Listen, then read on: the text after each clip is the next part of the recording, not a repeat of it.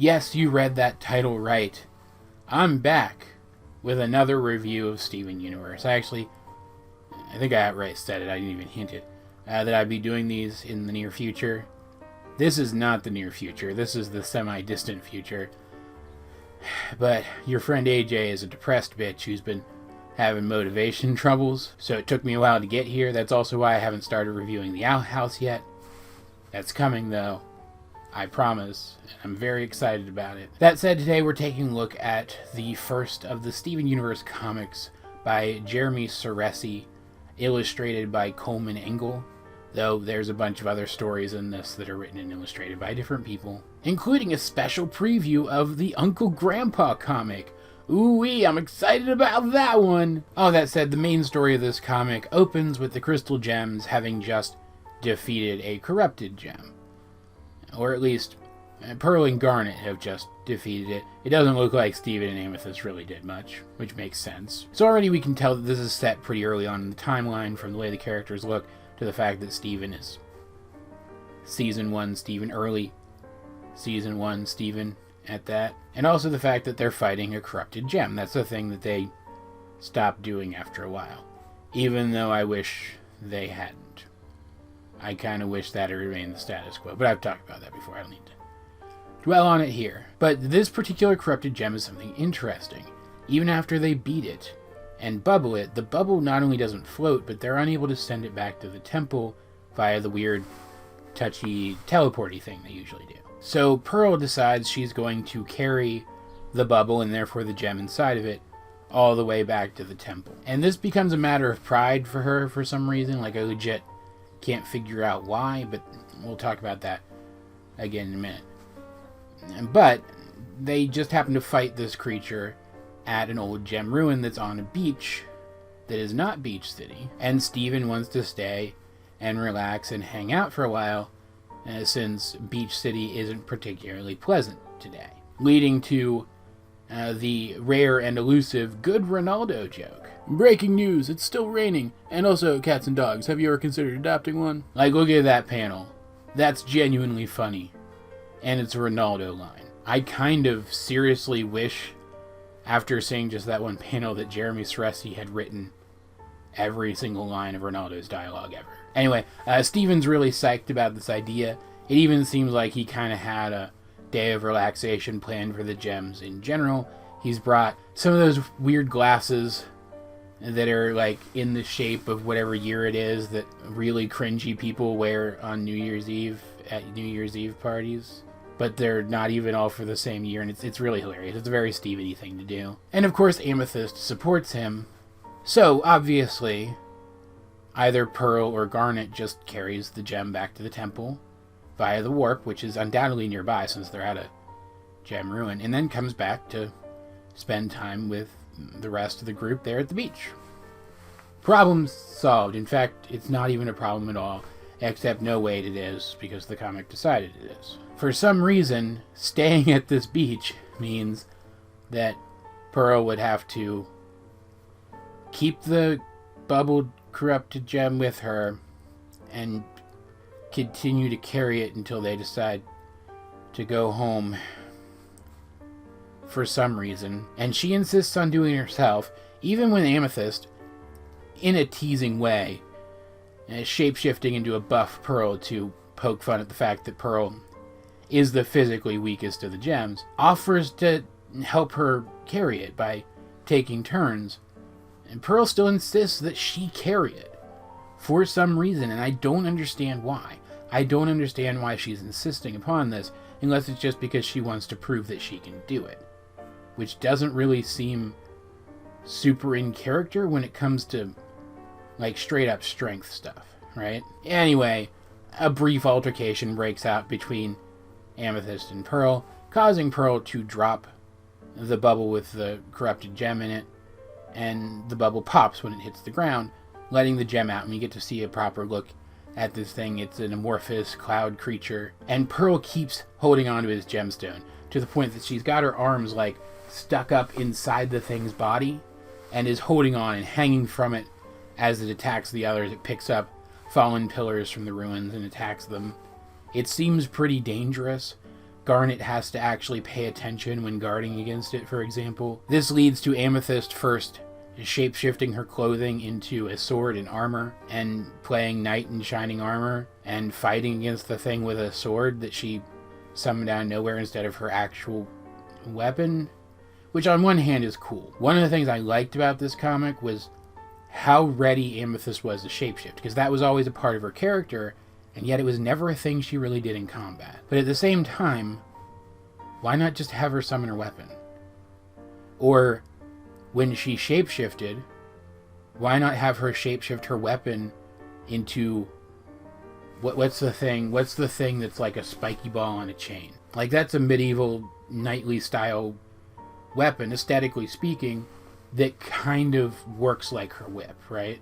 So why not do that? Wouldn't that have been more creative than her just pulling a sword out of her butt? But when that's not enough to fight back against the creature, because for some reason Garnet's gauntlets and Pearl's spear were enough to beat it, but Garnet's gauntlets and a sword aren't. Amethyst then shapeshifts into an ostrich and scoops up Steven to run away with him.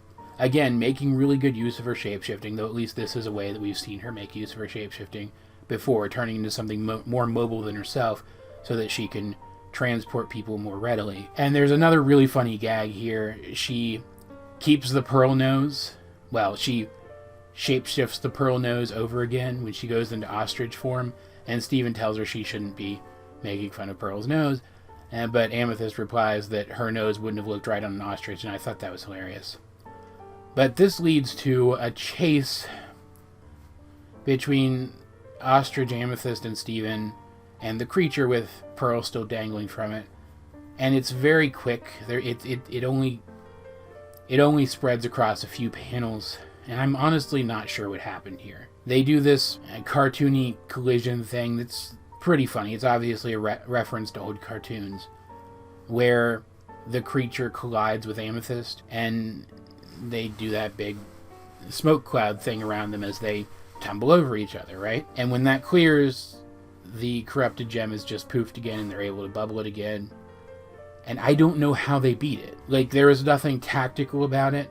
They didn't show the moment where it's poofed. It just isn't poofed, and then it is. It doesn't really make sense. It doesn't really follow. So, the corrupted gem bit of this already has an unsatisfying conclusion. The fight against the creature was less a fight and more just a gag that I didn't really think landed all that well. And then on top of that, I have questions about the creature and how it functions. Like, if the gemstone on this creature is so heavy that Pearl can barely lift it, because remember, even though Pearl is the weakest of the gems, she's still super strong by human standards. All gems are. So she's having so much trouble carrying it because it's so heavy, and the bubble can't float and presumably can't teleport because it's so heavy. Then wouldn't the weight of the gemstone, since obviously it's pushing down on the bubble, just pop the bubble? Why did they have to drop it for the bubble to pop? The bubble should have been straining the entire time.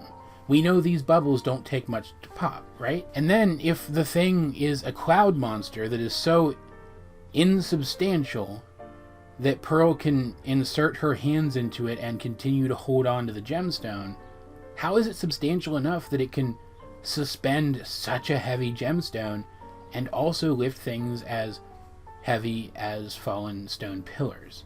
It just feels like somebody didn't quite think through the mechanics of this creature, and it took me out of the story. And then there's the conclusion, where even after everything that happened, even after the corrupted gem getting out again, Steven and Amethyst still want to stay and hang out at the beach, which for some reason still means one of them has to carry the gem until they go back. Garnet, instead of sending Pearl back alone with the bubbled gem, takes it from her so that she can hold on to it while Pearl goes home and gets some rest. Pearl is literally going home. She literally heads home at the end of the story. Home being the place where they need to take the gem.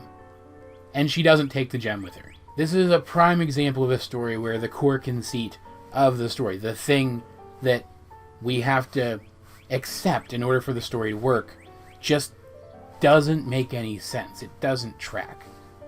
And so at the end of the day, this particular story ends up feeling like, and this is probably going to come off harsher than I mean it to, but it ends up feeling like a knockoff Steven Universe story. And now, to be entirely fair to this comic, that is almost definitely, almost entirely because this is still early in the run of the show. The show hadn't even fully established its own rules yet, and Jeremy Ceresi didn't write for the show anyway. He was an outside writer who was taking cues from those other writers to tell a separate story. That's a level of disconnect which is always going to lead to the resulting side story feeling a little different in tone than, for lack of a better term, the real thing. And so while there were some good things here, I still think they characterized Amethyst very, very well, and characterized Steven very, very well. I also thought the characterization of Pearl here was just, it felt off. And the characterization of Garnet, what little there was, because Garnet was basically just a yes-no machine in this comic, while it felt more on the nose than Pearl's characterization, still felt off, because the obvious answer was for one of them to take the corrupted gem back in its bubble and then come back, and no one thought to do that, not even the person with literal clairvoyance. And while the artwork in this story was definitely colorful and bouncy, I didn't end up liking how this comic looked. The character models were just a little too off. Like, yes, this is a problem I sometimes have with the show, but I promise you it's more so here. And I don't know if this is because of some decision by the artist, some decision by the writer, or out of necessity because they just didn't have enough panels to work with to tell the story that was approved for this first volume. But the pacing in this story was just bonkers. Like I mentioned, that it's really unclear exactly what happens to Poof the corrupted gem for the second time, and that's because it happens over the course of just a few panels, and those panels together do not end up conveying enough information for you to work out what actually happened. And that's not for lack of trying, because each panel has a lot of detail crammed into it. Every single panel of this comic has a ton of detail crammed into it. There's a ton of dialogue crammed into every panel of this comic. It feels like an older style comic, like from the early run of Superman, back before decompressed storytelling had become a thing in comic books. It's all very fast-paced, jumping around a lot, relying a lot on dialogue to carry itself, and I don't feel like it works at all, save for a couple of moments here or there. And I do want you to understand that I'm saying this without knowledge of any of the further stories penned by Ceresi, but I feel like the problem might have been him a little bit, because with the exception of one of them, which it wasn't even really a story, the other stuff in this comic feels better paced, even the stuff that is more rushed. I'm talking about the second actual story portion of this comic, a comic called Birthday Bake Off, in which it's Steven's birthday, and they don't have a cake. So while Greg goes off to distract Steven, more so than he's already being distracted, the gems stay behind to try to make him one, and each of them has a go at it. Amethyst just takes a bunch of sweets and dumps them in a bowl and puts it in the oven, which of course does not result in a cake. It just results in a bowl of burnt sweets. It was pretty funny. But then Pearl, poor Pearl, again, this doesn't seem like a wholly un-Pearl thing to do, but at the same time, it goes just a tad too far, I think, and ends up feeling like something that I wouldn't expect her to do. She takes yeast, so she knows that yeast is used in baking at the very least. Vinegar for acid, iron bolts for iron, obviously, and chalk for calcium, and she just dumps it all together in a bowl and bakes it and expects that to make a cake. Pearl's a scientist. She understands chemistry. And I know she doesn't understand humans well, but she understands them well enough to know that they can't chew through iron bolts. That's stupid. This was a very stupid Pearl in this sequence, and I didn't buy it. I didn't buy that she would actually do that. I didn't find it funny, and it kind of upset me a little bit, because it felt like, kind of like how the rules for the corrupted gem in the first story were written specifically around putting the gems in the specific situation that they needed to be in for the story, no matter how nonsense that situation was. It seemed like Pearl intellectually here was written specifically to tell a joke, rather than the joke growing organically from accurate characterization of Pearl, if that makes sense. But then it ends with Garnet presenting a fully made, ornate, frosted cake just in time for Steven to arrive, only for us to find out that it's made of solid icing. The Garnet just shaped icing into the shape of a cake, but of course Steven loves it. And so the end brings it back around, and it ends up being pretty good. And despite this story not being colorful, it being black and white, I actually ended up liking the art in this one more. It was more short and sweet. It was slice of life stuff. It wasn't any gem action stuff, and I do prefer the gem action stuff to the slice of life stuff in the show normally, but I ended up liking this story a lot more than the first one overall. There are also the mini comics to talk about, though, and again, kind of like the two larger stories in this comic, there's one that I like and one that I like in principle but less. The second one being the first one, Lars and Sadie's Navigation Adventure, I think is what it's called. And it's about Lars and Sadie heading home from a date at the wrestling thing that they go to sometimes.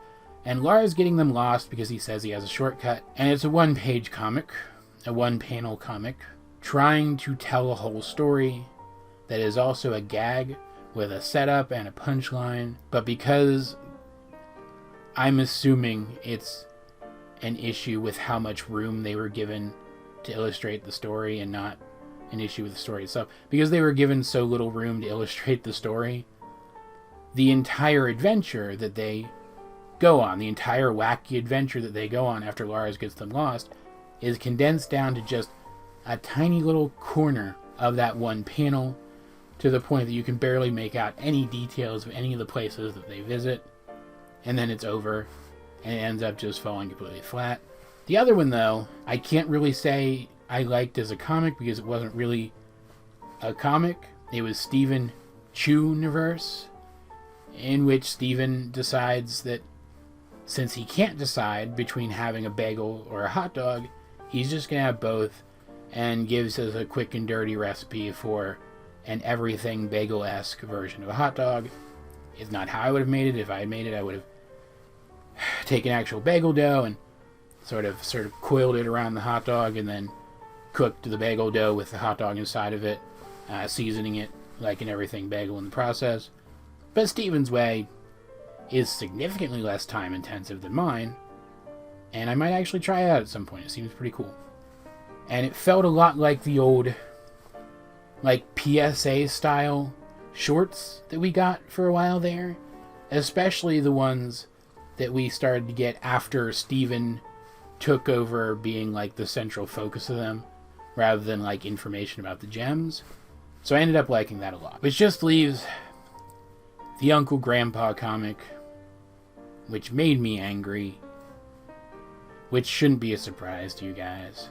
It starts out with a girl realizing that she actually likes the math that she's doing in her homework. She actually likes the subject. At which point Uncle Grandpa shows up, completely misreading the situation and thinking she needs to take a break from her homework, so he drags her around to various locations, eating up all of her time. She doesn't get her homework done and ends up in detention.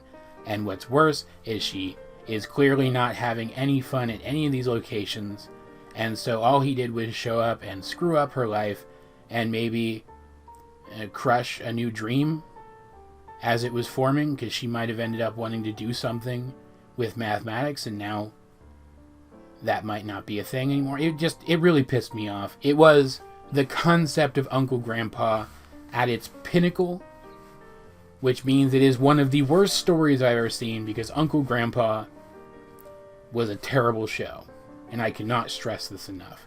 It was just bad, and this, being an accurate reflection of that, was terrible as well. Like, the rest of the stuff in this comic, the Steven Universe stuff in this comic, was obviously hit or miss, but there was something good even in the sections of it that I didn't like.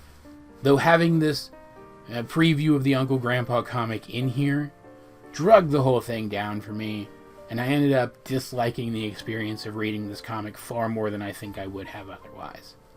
It doesn't work as an ad for Uncle Grandpa because, like, I want to stress that I have no desire to ever watch an episode of Uncle Grandpa again after the couple I did. But let's say, hypothetically, I hadn't seen it yet when I read this. This wouldn't make me want to watch it. This isn't funny. It's just mean. That's it. There is literally nothing more to it than meanness and stupidity. It's not appealing at all. And putting it after even, I'm just going to come right out and say it, kind of mediocre Steven Universe stories doesn't do it any favors because even those are so much better than it. But yeah, this comic is a mixed bag. There's stuff in it that I like. It definitely feels like a comic that's still kind of getting its bearings, so hopefully subsequent issues of this comic will be better as the writers and the artists and, I don't know, the layout people, is that a thing? Are there people who do the layouts for comics? I don't even know. But as they settle into their jobs and get a better feel for how to make this particular franchise work, I hope it improves. And I definitely like stuff that they did here. I really like how they characterized Amethyst, and I really like that we saw her using her shapeshifting in combat, which we almost never saw in the actual show. I loved that a lot. But at the end of the day, this one was only just okay. Still, I'm going to be reviewing more of these, and if I'm right and the issues with this one were primarily growing pains related, I expect those to be better, and I expect them to keep getting better as they progress, so I'm still really looking forward to that. In the meantime, though, guys, what did you think of the first issue of the Steven Universe comic, if you have read it?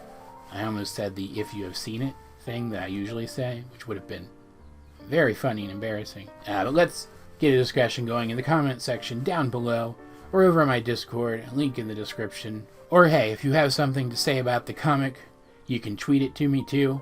I've been looking for more excuses to be on Twitter more often anyway. Either way, though, this has been AJ22, and I will talk to you guys later. Hey guys, that book I've been talking about forever is actually finally available for purchase right now. For Kindle, Kindle Unlimited, or as a print-to-order paperback. If you've been looking for an excuse to help out the channel, then check out the first two links in the description down below to get your own copy.